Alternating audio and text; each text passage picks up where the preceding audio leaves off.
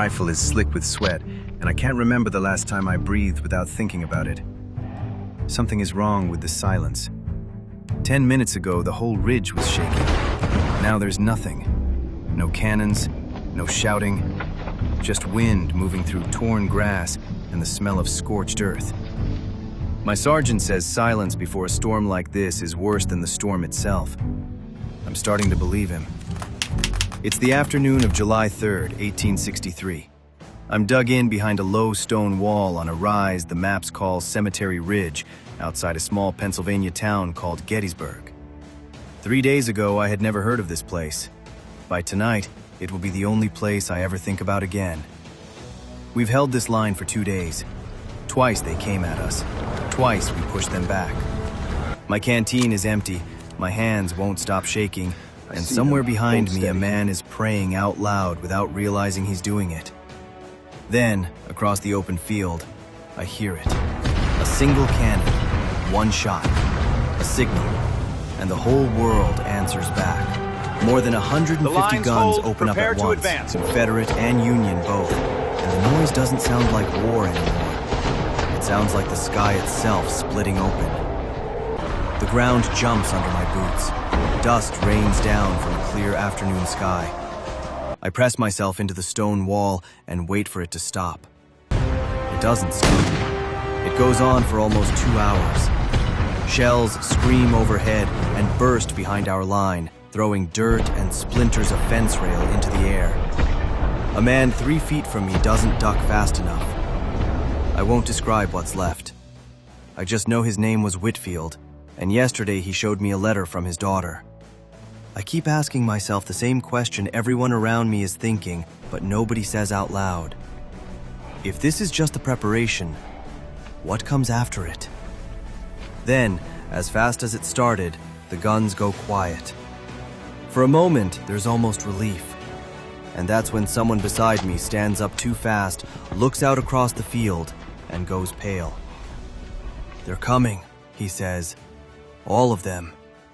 I look out past the wall, and I understand what he means. Nearly a mile away, at the edge of the tree line, an entire army is stepping into the open. Not a raid, not a probe. Line after line of soldiers, flags snapping, officers on horseback stretching almost a mile wide. Someone near me starts counting regiments and gives up. There are too many. They're walking, not running, just walking toward us across open ground. Like the artillery barrage was supposed to have already broken us. It didn't. My captain moves down the line, telling us to hold our fire, let them come closer. Every rifle we have needs to count. I load my weapon and my hands are shaking so badly I drop the first round in the grass. The waiting is the worst part. Watching them come. 3/4 of a mile is a long way to watch death walk toward you at a steady pace, unwilling to stop, unwilling to hurry. Our cannons open up first, tearing gaps in their lines. I watch entire clusters of men vanish, and the lines behind them simply close the gap and keep walking, like the ground is swallowing them, and more keep arriving to be swallowed too. They're 400 yards out, 300. I can start to make out faces now. That's the part nobody warns you about. Somewhere past 200 yards, the enemy stops being a mass of grey and becomes individual men. And that's so much harder to aim at. Fire at will! The wall erupts. I don't remember pulling the trigger the first time. I remember the recoil, and then loading again without thinking, because thinking is a luxury the next 10 minutes won't allow. Their line staggers under our fire, but here's what nobody back home would believe. They keep coming. Through canister shot, through musket volleys thick enough to fill the air like hail, survivors close ranks and press forward, angling toward a small stand of trees just to my left. And that's when I realize something that changes everything. They're not spreading out across the whole ridge, they're aiming for one exact point. A bend in our wall, a little cluster of trees, like it was chosen on a map days ago. Every survivor left in that field is converging on the same spot, and that spot is barely 80 yards from where I'm standing. If they break through there, they don't just break our line, they split our entire army in two. My captain sees it at the same instant I do, and for the first time all day, I hear real fear in his voice. He starts pulling men from our section, ordering us to angle fire directly into that gap, to reinforce a place we were never meant to defend alone. We run through open smoke, past wounded men calling out names that mean nothing to me, and slam into the wall just as the first gray uniforms come over the top of it. For a few seconds, there is no line anymore, no formation, no orders that make sense. Just men from both sides fighting hand-to-hand across 3 feet of stacked stone, using rifles as clubs because there's no time to reload.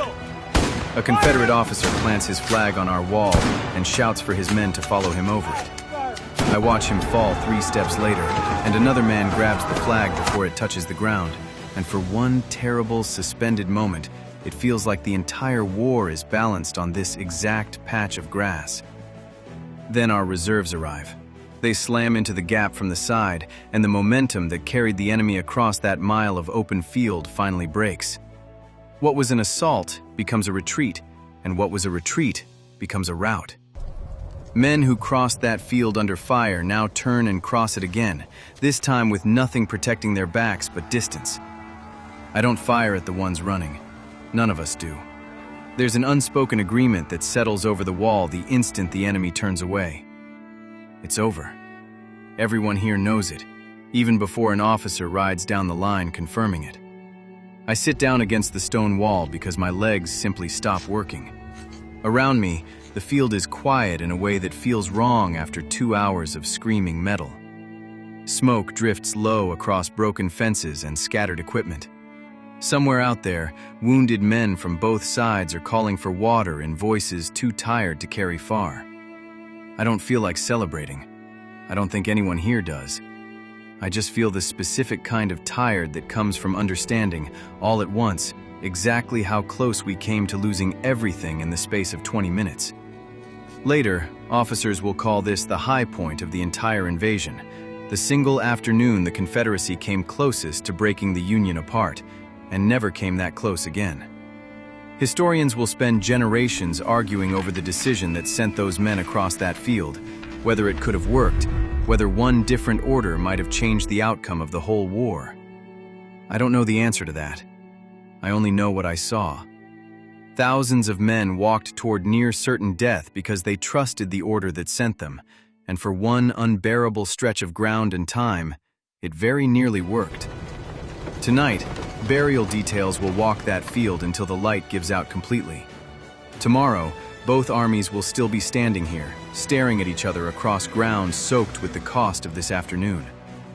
But somewhere south of here, another army is already retreating toward a river that hasn't stopped rising, and what happens at that crossing will decide whether this victory means anything at all.